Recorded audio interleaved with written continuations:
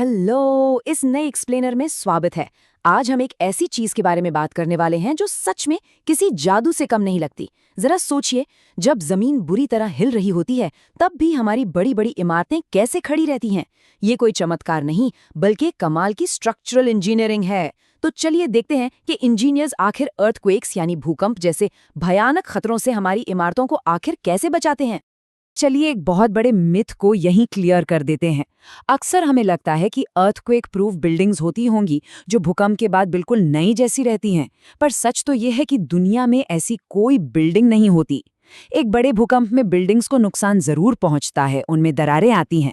असल में इंजीनियरिंग का मकसद बिल्डिंग को कंप्लीटली डैमेज फ्री रखना होता ही नहीं है। इस बात को समझने के लिए एक मॉडर्न कार एक्सीडेंट का एग्जाम्पल लेते हैं। आजकल कार्स में क्रम्पल जोन्स होते हैं। टक्कर होने पर कार का आगे का हिस्सा पूरी तरह से पिचक जाता है, लेकिन अंदर बैठे लोग सेफली बाहर निकल आते हैं। स्ट्रक्चरल इंजीनियर्स भी बिल्कुल यही चाहते हैं। भूकंप आने पर बिल्डिंग भले ही डैमेज हो जाए, अपना बलिदान दे दे, लेकिन कोलैप्स नहीं होनी चाहिए। असल जीत सिर्फ और सिर्फ इसमें है कि अंदर मौजूद लोग भूकंप के बाद सेफली बाहर निकल सकें।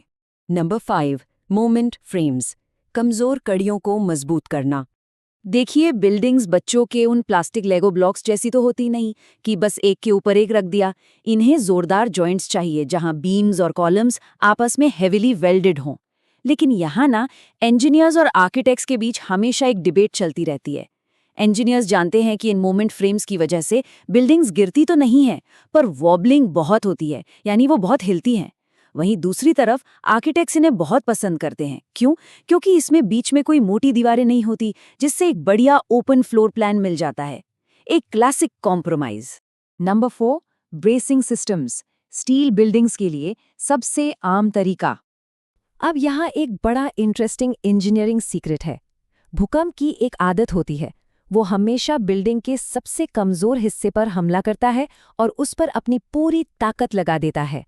जो ब्रेसेस होते हैं वो क्रॉस डायगोनल बीम्स होते हैं, और इंजीनियर्स बहुत चालाकी से इन ब्रेसेस को ही उस कमजोर कड़ी या फ्यूज के रूप में डिजाइन करते हैं, बिल्कुल अपने घर के इलेक्ट्रिक फ्यूज की तरह।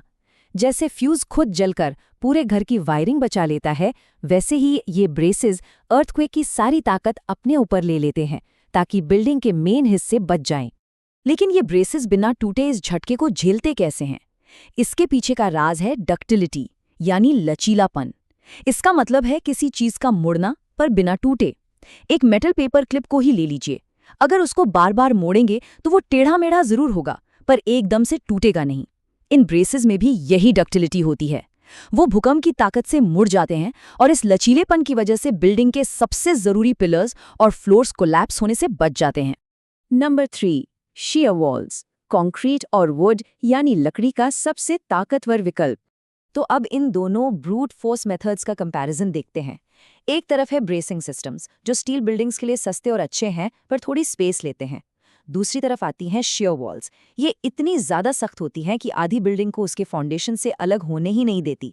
पर इसका नेगेटिव पॉइंट क्या है? एक बिल्कुल ब्लैंक, ठोस, बिना खिड़की की दीवार किसी भी आर्किटेक्ट के लिए किसी बुरे सपने से कम नहीं है। डिज़ाइन और लाइट दोनों ब्लॉक हो जाते हैं, पर हाँ, सेफ्टी की बात करें तो इनका कोई तोड़ नहीं। नंबर 2, डैम्पर्स, झटके को सोखना। ताकत की जगह अगर स्मार्टनेस यूज करनी हो तो डैम्पर्स सबसे बेस्ट हैं। ये कार के शॉक एब्जॉर्बर्स की तरह झटके को स्मूथली सोख लेते हैं। आइए इस लिक्विड फिल्ड डैम्पर को स्टेप बाय स्टेप समझते हैं। होता क्या है, छत पर एक बड़ा पानी का टैंक होता है। स्टेप 1, भूकंप आता है और बिल्डिंग हिलने लगती है। स्टेप 2, इस झटके की वजह से टैंक के अंदर का पानी जोर से स्लॉश होता है, यानी छलकने लगता है। और स्टेप 3 में आती है असल फिजिक्स। ये पानी बिल्डिंग की वाइब्रेशन के बिल्कुल ऑपोजिट डायरेक्शन में छलकता है, जिससे भूकंप के झटके न्यूट्रलाइज हो जाते हैं। है ना कमाल का कांसेप्ट? नंबर 1, साइस्मिक बेस आइसोलेशन, सबसे बेहतरीन बचाव। सोचिए, जब तक जमीन हिलेगी उस पर खड़ी बिल्डिंग को खतरा तो रहेगा ही। तो सोल्यूशन क्या है? जमीन और बिल्डिंग के बीच के कनेक्शन को ही तोड़ दो। इसे ऐसे समझिए जैसे पूरी बिल्डिंग के नीचे रोलर स्केट्स लगा दिए गए हों। अगर हम बेस आइसोलेशन का यूज करते हैं तो इमारत जमीन से चिपकी हुई नहीं रहती, बल्कि उसके ऊपर तैरती या फ्लोट करती है। ऐसे में जमीन चाहे कितनी भी तेजी से क्यों ना हिले, ऊपर की बिल्डिंग उस तबाही से लगभग अनजान रहती है। और एक्चुअल कंस्ट्रक्शन में इन रोलर स्केट्स का काम बेरिंग्स करते हैं, चाहे बॉल बेरिंग्स हों, रबर बेरिंग्स हों या फ्रिक्शन बेरिंग्स। इन्हें बिल्डिंग के मेन स्ट्रक्चर और फाउंडेशन के बीच में लगाया जाता है। जैसे ही अर्थक्वेक जमीन को हिलाता है, ये बेरिंग्स आगे पीछे ग्लाइड करते हैं और पूरी बिल्डिंग बस अपनी जगह पर आराम से स्लाइड करती है। अंदर बैठे लोगों को किसी भयानक झटके की जगह सिर्फ एक हल्का सा झूले जैसा एहसास होता है। डैमेज लगभग 0 के बराबर हो जाता है।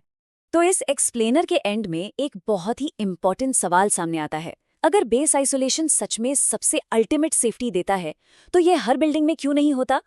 रियलिटी ये है कि दुनिया भर में इसका इस्तेमाल बहुत ही कम होता है।